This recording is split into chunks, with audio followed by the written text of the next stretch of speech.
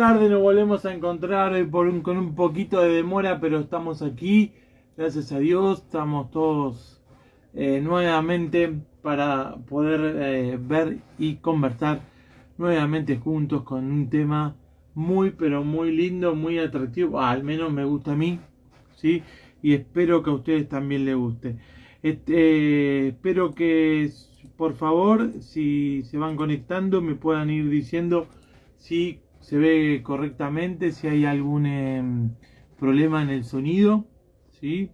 Les pido que por favor me lo indiquen, así ya me quedo tranquilo y que está todo pero súper recontra súper bien. Vamos a ver, así podemos empezar con lo de hoy, que la verdad habla de mucha actualidad, ¿sí? Y la verdad que bueno, está muy piola, al menos nos va a hacer reflexionar un poquito sobre las cosas que nos están pasando en estos 40 años de democracia, ¿no?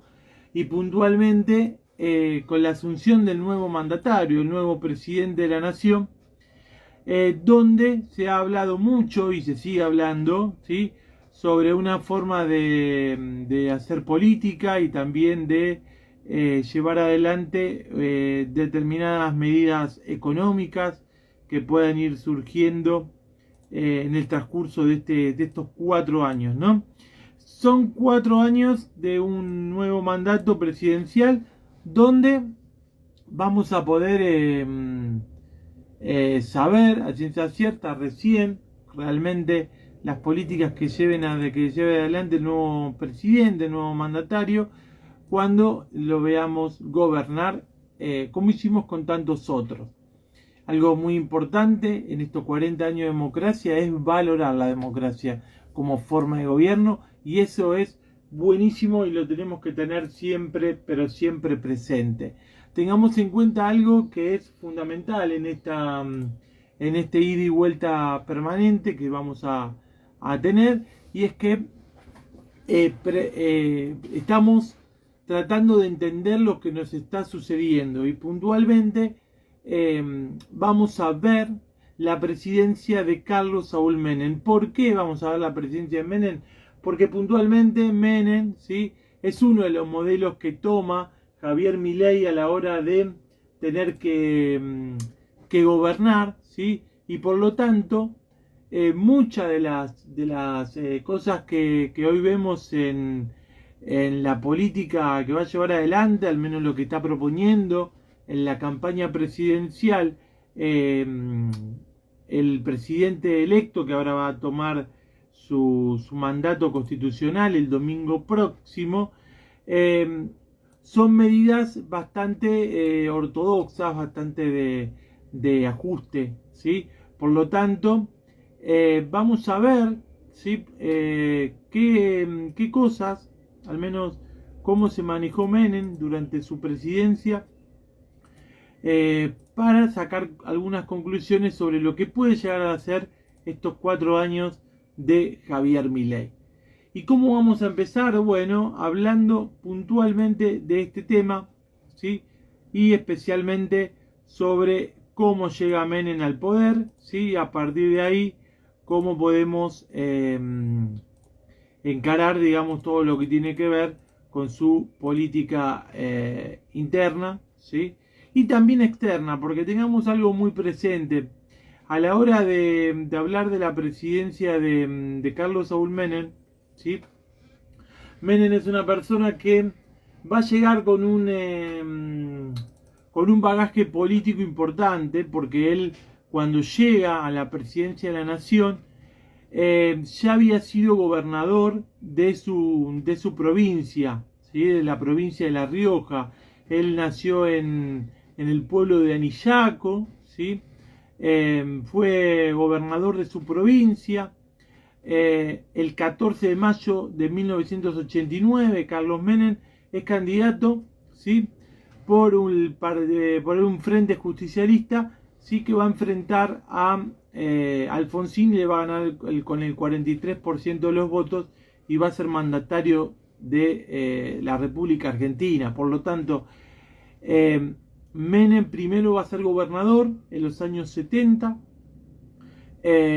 va a, digamos, a ser secuestrado por la dictadura militar en pleno mandato. Él asume en el 73 y en pleno mandato constitucional, digamos, de gobernador de La Rioja, es secuestrado y es llevado, ¿sí?, a diferentes centros clandestinos de detención, donde en el año 81, ¿sí?, Menem es liberado y ahí empieza nuevamente su carrera política, también otra vez asumiendo como gobernador de su provincia, y en las elecciones internas que se dan en el 88 se presenta como candidato enfrentando nada más ni nada menos que a Cafiero, ¿sí? Cafiero era una persona que venía de muchísima trayectoria política, ya venía siendo ministro incluso de la época de la dictadura, del mismo, digamos, época de Perón, etcétera. O sea, era una persona con bastante recorrido político, y Menem era una renovación que venía del partido, ¿no? Por lo tanto, Menem va a acudir a determinadas herramientas que lo van a diferenciar y que va a hacer que gane la elección presidencial, ¿sí? ¿Cuáles son esas herramientas que utiliza Menem? Y bueno, Menem, como dijimos el otro día, va a acudir, digamos, al costado emotivo, ¿sí?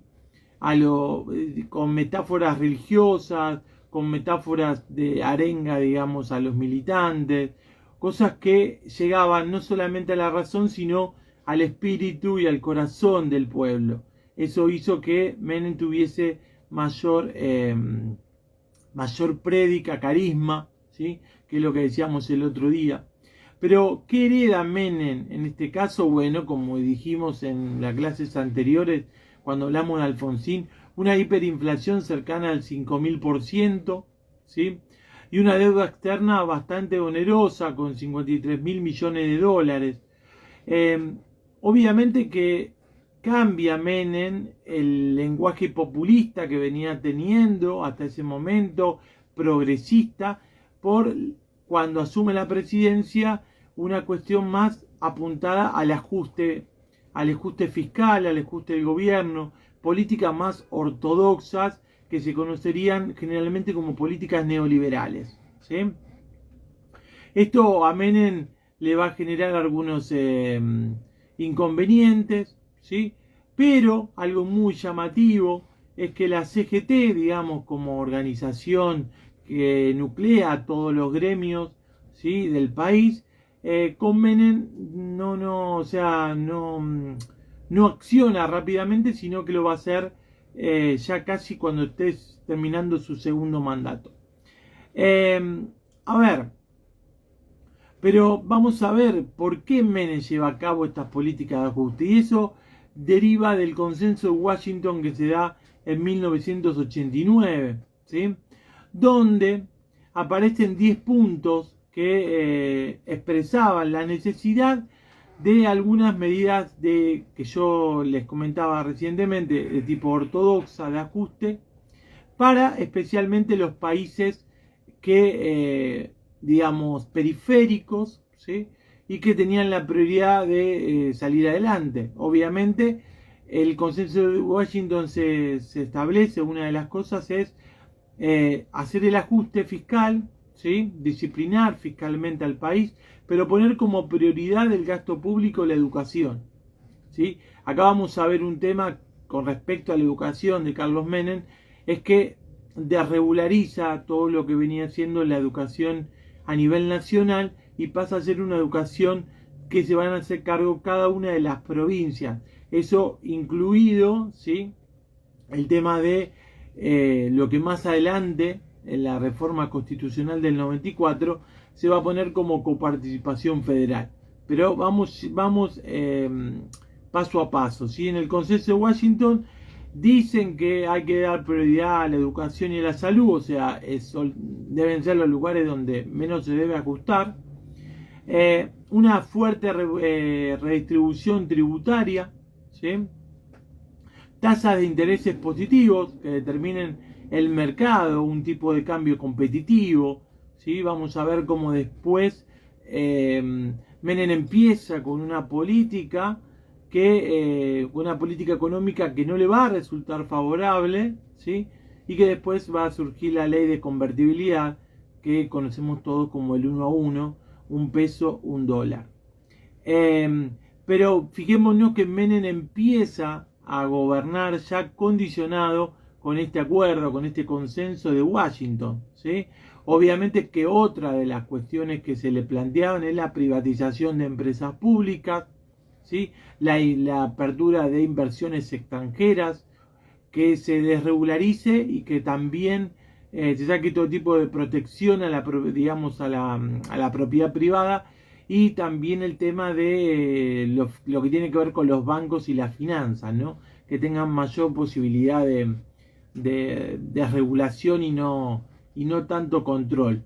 Ahora, pero ¿cómo fue el plan económico de Menem? Y acá entramos en una contradicción, ¿no? Porque Menem, en el consenso de Washington y las reuniones que tiene en Estados Unidos, ¿sí? Le proponen y llega a un acuerdo, ¿sí? Donde va a nombrar representantes de la empresa Burkibor, ¿sí? Para que se encarguen de establecer el control de los precios, el cierre de las importaciones, una convocatoria a negociaciones paritarias entre empresarios y sindicalistas. Esto es aprobado por ley de la reforma del Estado y de una emergencia económica, pero esto es lo que yo te comentaba recién. Estas medidas económicas que empieza Menem, digamos, como para tratar de no hacer un ajuste de shock directamente, no le van a resultar. Obviamente que acá sí plantea un amplio plan de privatización, y acá empezamos con el tema de que el Estado se empieza a desprender de activos de sus empresas, ¿sí? Como bien sabemos, de las telefónicas, de lo que tiene que ver con YPF, ¿sí? Los aeropuertos, etcétera, ¿sí? Aerolíneas Argentinas, bien. Ahora, en este plan económico trae consecuencias, como te decía recién, ¿sí? Cambian de ministro en un par de circunstancias, hasta que después llega Domingo Felipe Cavallo, ¿sí? Pero acá, antes que llegue Cavallo, hay una especie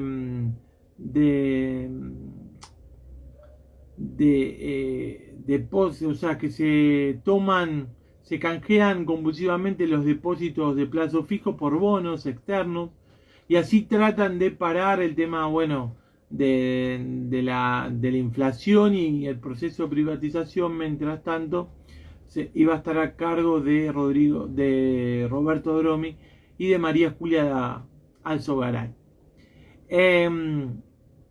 Obviamente que las privatizaciones le dan aire al Estado, ¿sí? Porque el Estado va a gastar menos, le va a ingresar una buena suma de capital, de dólares, ¿sí? Eso hace también que el Estado tenga una caja que le permita digamos, implementarlo para otras cuestiones. Acá tenemos también el tema de el correo también es otra de las empresas del Estado que se va a privatizar. Tenemos todo lo que tiene que ver con los seguros, con las obras sanitarias, ¿sí? También tenemos todo lo que tiene que ver con lo previsional, que con el paso de los años las jubilaciones, o sea, va a permitir al Estado que los bancos y las grandes empresas de seguros, ¿sí? Incorporen lo que se llamó las AFJP, que van a ser las jubilaciones privadas, y va a quedar un sistema híbrido, digamos, entre aquellos que querían mantener el sistema de reparto y aquellos que querían mantener el de las AFJP, que en sí era, en teoría, digamos, más rentable a la hora de del aporte porque te sacaban menos, digamos, pero bueno, mucha gente también estaba en esa duda permanente sobre a quién, digamos, si pasarse a una AFJP con el riesgo que implicaba estar, digamos, bajo la órbita de una entidad financiera o a cargo de un Estado que estaba bastante deficitario, un Estado bastante complicado de las finanzas, pero que va a hacer el ajuste, ¿sí? Y fundamentalmente los que van a pagar el ajuste de esos cambios tributarios van a ser generalmente las medianas, las pequeñas y medianas empresas que van a empezar a cerrar por el alto costo, por el tema de las importaciones, ¿sí? Que van a entrar productos y empresas de nivel internacional y van a vender su producción mucho más barata, por lo tanto las pymes ya no pueden competir con esas grandes empresas, empiezan a cerrar, empieza a haber desocupados, ¿sí? Empieza, digamos, a empezar una situación social bastante complicada, sobre todo ya llegando al final del primer mandato de Menem, ¿sí? Pero bueno, tengamos en cuenta que lo que viene a hacer Menem es a ordenar un poquito lo que era, digamos, el Estado, un Estado que venía con sus complicaciones, con Alfonsín y obviamente de lo económico y social bastante delicado, ¿sí? Que era necesario hacer un ajuste, pero que bueno, que quizás por presiones internacionales incluso, ¿sí? Eso hizo que el ajuste lo pague lamentablemente la población en general, ¿sí? Y los grandes beneficiarios de ese momento fueron las grandes entidades financieras, el lucro de aquellos que venían a especular, ¿sí? Y obviamente de las grandes empresas multinacionales que van a encontrar en la Argentina un lugar donde también producir sus productos con mano de obra barata. Pero acá también algo que surge en este periodo son las profesiones más relacionadas con los servicios, porque empiezan a surgir nuevas profesiones y digamos algo que se empieza a reactivar y que atrae un poco a la gente, digamos, extranjera, aunque sea por turismo, ¿sí? Además de aquellas inversiones que te comentaba recientemente, ¿no? Por lo tanto, Menem, las privatizaciones son aceptadas por lo general, digamos, por la gran mayoría de los partidos políticos. Y obviamente su partido político va a ser el que va a apoyar con más énfasis, digamos, estas cuestiones. Tengamos en cuenta algo, que si bien se privatizaron los servicios públicos, ¿sí? Algo que el Estado debería haber hecho y que que generalmente lo hizo y lo hizo muy poco, fue el tema de controlar que esas inversiones, que esas empresas realmente reinviertan sus ganancias, ¿sí? Y mejoren, digamos, el producto que brindaban. Obviamente que al Estado argentino lo ayudó a modernizarse, a estar más actualizado, obviamente con todos los servicios que iba a brindar. En ese sentido crece un poco, ¿sí? Y es mejor el servicio que van a brindar las empresas privadas, pero el tema es que no se reinvierten las ganancias y esas ganancias se mandan a las casas matrices y por lo tanto cuando haya alguna dificultad o haya que hacer alguna obra pública en lugares donde no era rentable para la empresa, quien va a tener que salir en auxilio y a realizar esa obra pública va a ser el Estado Nacional, ¿sí? Así que algo que tenemos que tener muy en cuenta es que también no solamente se privatizan servicios, sino que se dan a concesión, ¿sí? La privatización es una venta de una empresa, ¿sí? La concesión es un acuerdo, un contrato que se establece entre dos partes por un tiempo determinado. Algo que me llamó la atención a la hora de preparar este encuentro es un fragmento, un texto, ¿sí? Donde habla sobre la realidad argentina, que dice: se quedó sin YPF, pero también sin hospitales, ¿sí? Su flota mercante propia, pero también sin trenes, sin gas, pero también sin escuelas dignas para sus hijos, sin aviones, pero también sin Corte Suprema de Justicia. Venían por el Estado y se lo llevaron para remodelarlo y devolverlo vaciado, y todo sin contenido social y solidario. ¿Sí? Creo que es una frase contundente que define este periodo. Lamentablemente, con el tema de la Corte Suprema de Justicia, va a haber una reforma en la Constitución que te comentaba recién, donde se va a ampliar la cantidad de miembros que van a participar, y esta Corte Suprema, esta nueva Corte Suprema de Justicia que se va a establecer, va a ser una Corte Suprema bastante adepta, digamos, a el menemismo. Por lo tanto, muchos casos de corrupción que venía sucediendo en ese momento son desestimados por la Corte Suprema de Justicia, son lo que generalmente se dice cajoneados, ¿sí? Y entonces eso hacía que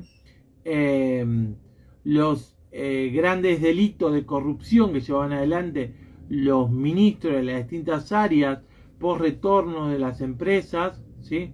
Que amén de las empresas que van a venir digamos, a invertir, hay una característica muy puntual: es que las empresas se van a dividir el territorio y van a tener una especie de monopolio sobre el servicio que brindan, como hicieron las telefónicas, ¿sí? Por un lado Telefónica Argentina, por el otro lado Telecom, ¿sí? Por un lado tenemos a Adenor y por otro lado a Edesur, ¿sí? Y así las demás empresas que van a tener servicios.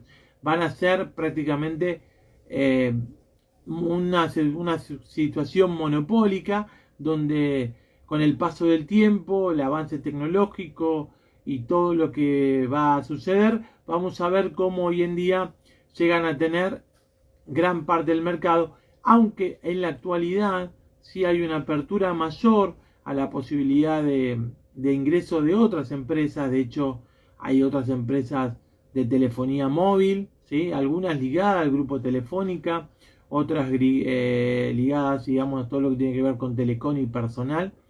Pero también tenemos otros servicios de telefonía celular, de internet y todo, que en los 90 no había, ¿sí? En los 90 tenías por un lado Telefónica, por un lado Telecom, y cuando empezó el servicio de internet, muy básico, por cable de teléfono, ¿sí? Que era una internet bastante lenta y muy básica para enviar correo electrónico y a lo mejor buscar algo puntual, ¿sí? Ese internet también estaba en manos de estas empresas. A ver, siguiendo hablando de otras políticas que no sean la económica, bueno, Menem, ¿sí? Una de las cosas que va a hacer es indultar a aquellos que fueron juzgados y que fueron metidos presos en la junta, en el juicio de las juntas que hizo Alfonsín y que llevó a cabo, digamos, el fiscal Estracera y también Moreno Campo. Bueno, aquellos que habían sido penalizados, que habían sido sancionados, Menem los indulta, ¿sí? Estos son Jorge Rafael Videla, Roberto Eduardo Viola y Leopoldo Fortunato Galtieri, y 200 militares y civiles más que habían participado. También a montoneros, por ejemplo, como Mario Firmenich. Tiene un alzamiento cara pintada en los 90 Menem, pero es sofocado. Ahora, en el contexto internacional, yo te decía recién que estaba el consenso de Washington, pero también otro de los conflictos que va Menem a tomar posición, digamos, el Estado argentino va a tomar posición, es el conflicto del Golfo Pérsico, ¿sí? Con la guerra llevada adelante por Irak y Saddam Hussein, ¿sí? y ahí tenemos una fuente de petróleo muy interesante y de gasoductos muy interesantes, que en ese momento era realmente un recurso esencial, ¿sí? Donde Estados Unidos interviene, pero bueno, Menem, como Estado, digamos, la Argentina, toma la posición de apoyar, ¿sí?, a los Estados Unidos en esa empresa, digamos, bélica.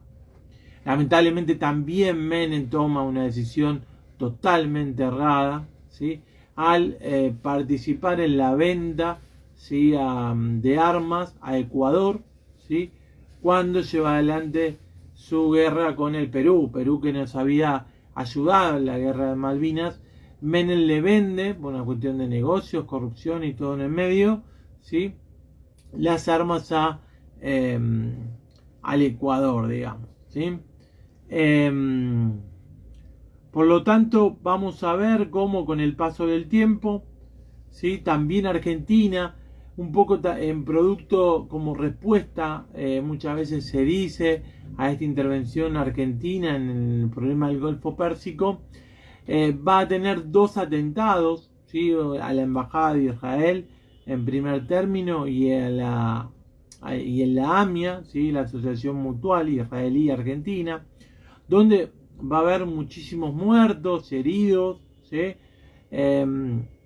Lamentablemente esos casos todavía siguen sin una resolución concreta, ¿sí? Si bien en uno de ellos se pudo establecer quién había sido el culpable material, los autores intelectuales no se llegó a ellos, ¿sí? Y cuando se intentó, ya hace pocos años, tampoco se pudo concretar. Bueno, coméntenme, yo me embalé un montón, a ver, coméntenme qué les parece, si se entiende lo que estamos, lo que les estoy comentando. Si quieren aportar ustedes algo más, sería buenísimo, ¿sí?, que me ayuden con este tema, mientras mi voz también descansa, ¿sí? Hoy empezamos un poquito más tarde por algunos problemas técnicos que tenía, pero bueno, aquí estamos tratando de dar lo mejor y de no fallarles en estos encuentros que pautamos todos los jueves 19 horas. Que me gustaría obviamente que lo compartas con amigos, con familiares que les interese el tema de la historia, que quieran reflexionar un poquito sobre qué nos pasó y sobre las medidas que pueden llevar adelante las políticas actuales, por ejemplo, como la de Javier Milei, que, como ya te dije, habla mucho de la disputa del Estado, que el Estado sea cada vez más chico, ¿no?, menos burocrático, sacar privilegios y cargos que no aportan nada, etcétera. Mucho del menemismo en la actualidad lleva adelante Javier Milei, incluso con las alianzas geopolíticas, como él dijo en el caso de Estados Unidos y de Israel. Bueno, a ver, ¿qué les parece? Algo que podamos aportar y que sea realmente de suma, ¿sí?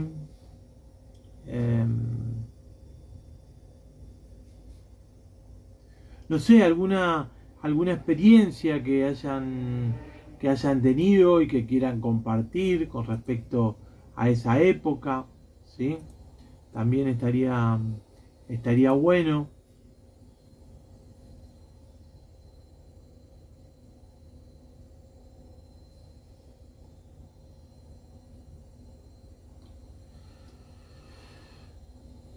Fue un momento que se instalaron estaciones de servicio, me dice Mirta acá, sí, tenés razón, muchas estaciones de servicio, algo que también después va a empezar a aparecer con el paso del tiempo, también producto de la situación económica.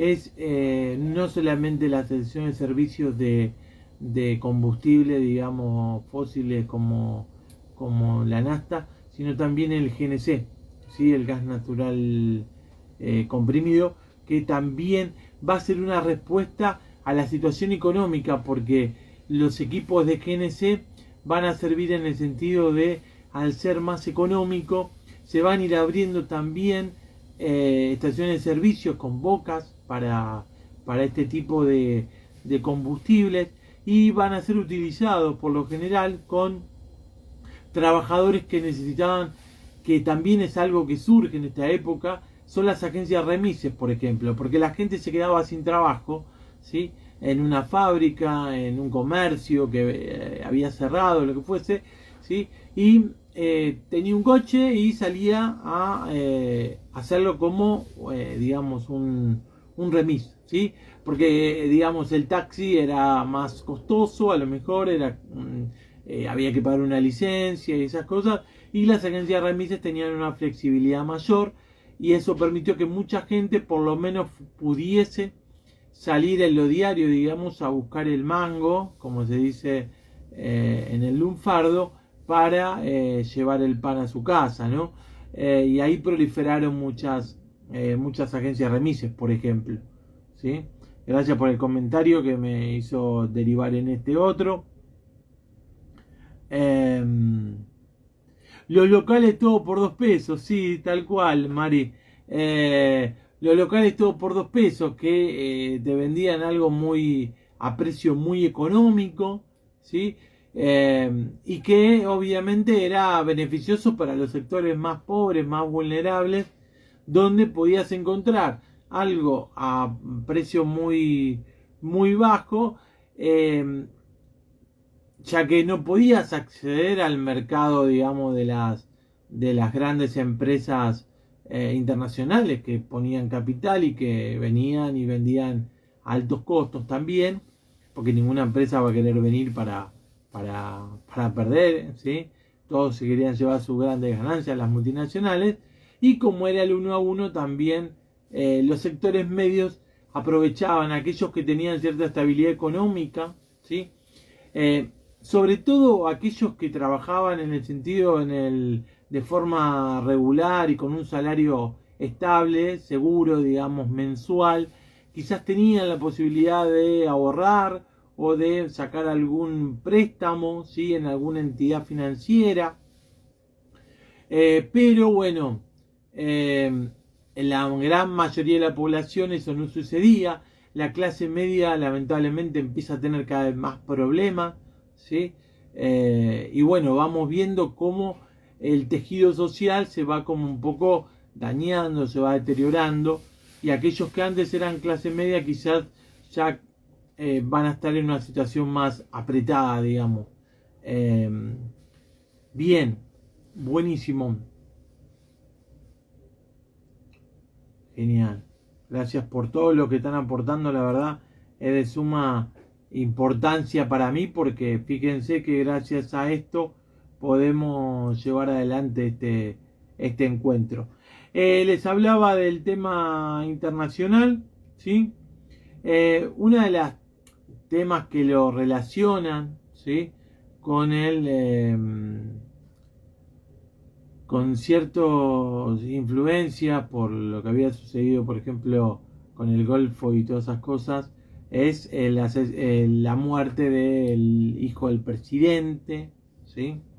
Que su madre incluso como que manifiesta que por culpa del padre, ¿sí? Su hijo tiene ese accidente donde muere. Pero bueno, son cosas que sucedieron en ese momento. Finalmente, obviamente, como veníamos hablando, el plan de la convertibilidad del 1 a 1, ¿sí? Hace que el Estado realmente se modernice, ¿sí? Tenga estas consecuencias. El tema de la deuda externa se va a seguir incrementando, ¿sí? Bueno, hablábamos de todo esto, que se aprueba la ley de convertibilidad, digamos, monetaria, ¿sí? se sale, digamos, de todo lo que era el plan austral y bueno, se comienza con un nuevo sistema de gobierno. Obviamente que, como te decía recién, cierta posibilidad digamos, de viajar al exterior, de comprar a lo mejor en cuotas. Acá el tema de las tarjetas de crédito, ¿sí? Entonces empiezan digamos, a ver un cierto consumo, ¿sí? de los sectores que podían. Ahora, ¿qué pasa con los salarios? Y los salarios empiezan a caer, ¿sí? Porque si bien era el 1 a 1, ¿sí? Los salarios empiezan a caer, ya el poder adquisitivo, obviamente, de la población es cada vez menor, ¿sí?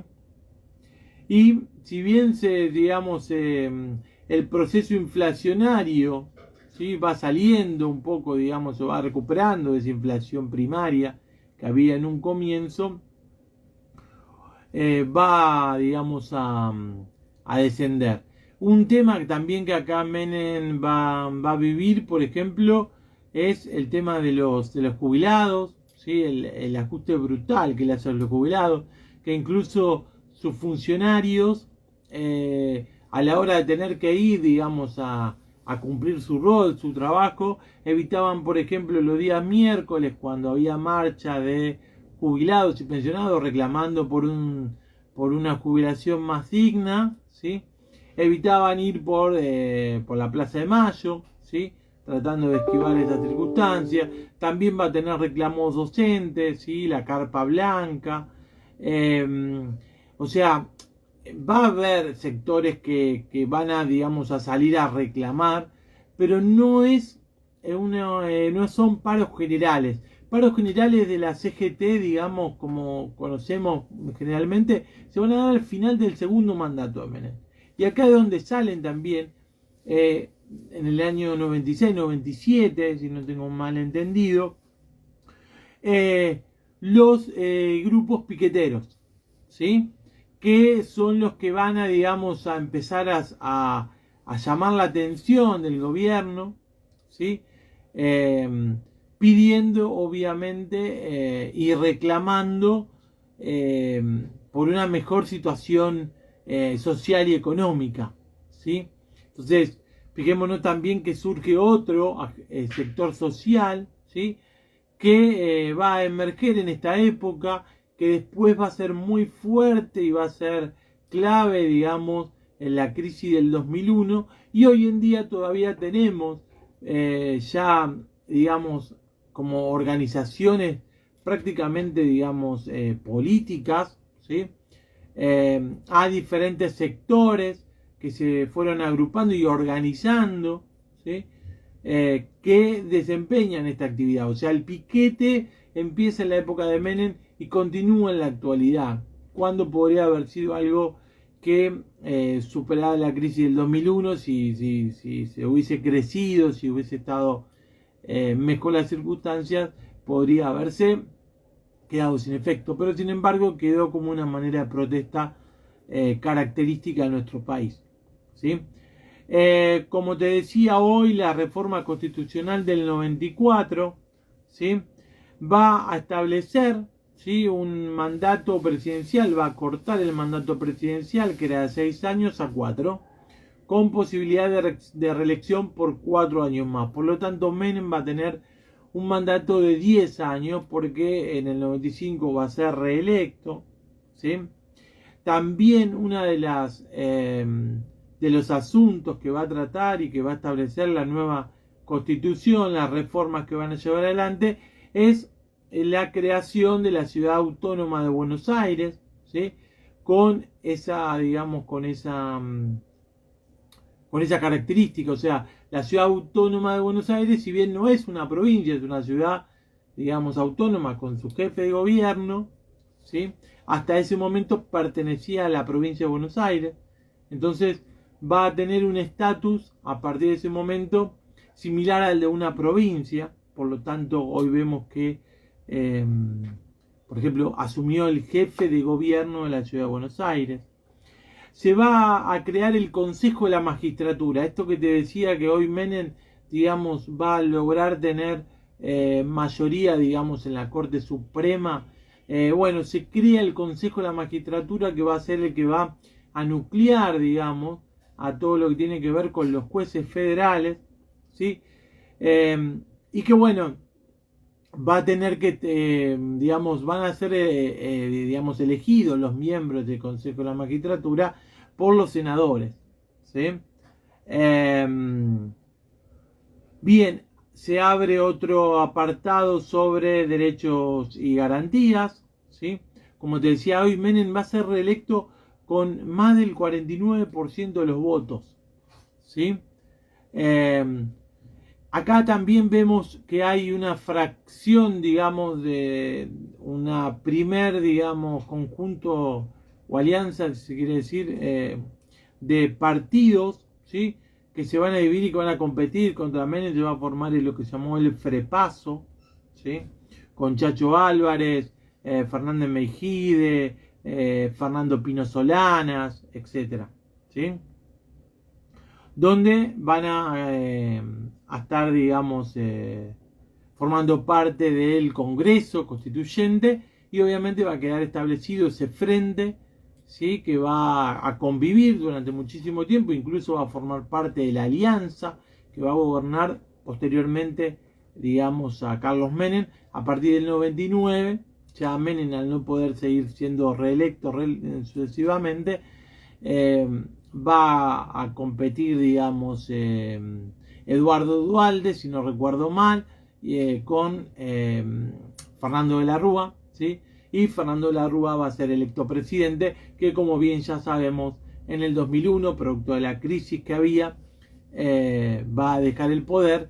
Y bueno, las sucesiones presidenciales caóticas de 3, 4 presidentes hasta que asume Duhalde en el 92, nombrado por la Asamblea, y después finalmente termina el mandato, digamos, hasta el 2003, donde va a asumir Néstor Kirchner. A ver si me está faltando algo más. Básicamente, eso es lo que quería compartir con vos sobre la presidencia de Carlos Menem, ¿sí?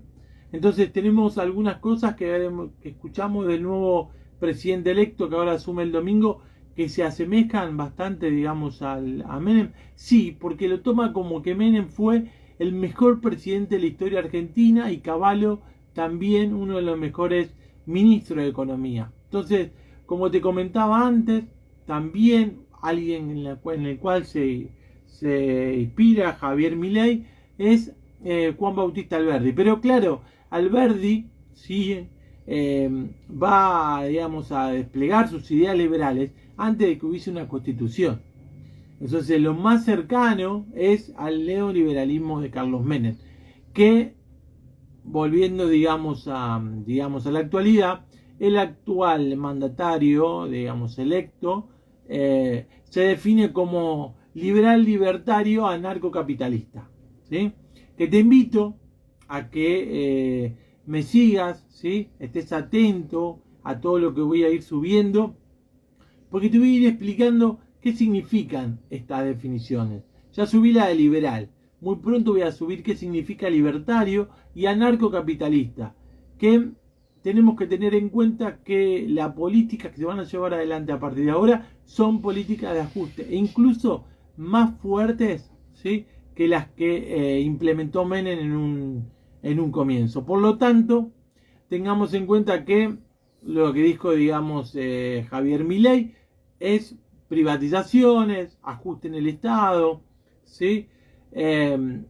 Ajusten no solamente en el gasto público, sino baja de impuestos, ¿sí? Pero también, bueno, vamos a tener un montón de circunstancias que hay que ver cómo se manejan desde lo político para que afecte lo menos posible, ¿sí? A la población, que ya estamos cerca de un 50% de pobres según la última medición que se hizo, digamos, en estos tiempos. Pero bueno, básicamente es esto lo que quería contarte hoy. Te invito a que, digamos, me sigas, comentes algo como hiciste hoy acá, digamos, en este encuentro. Dejes un comentario debajo del video, eso me ayuda un montón, los likes también, todo lo que se pueda aportar sobre los diferentes posteos y también en las clases que voy dando, eso también ayuda a que sea más visible, ¿sí? Y bueno, obviamente más gente se pueda sumar a estos encuentros que me dan tanta alegría y tanta satisfacción poder preparar y compartir con ustedes.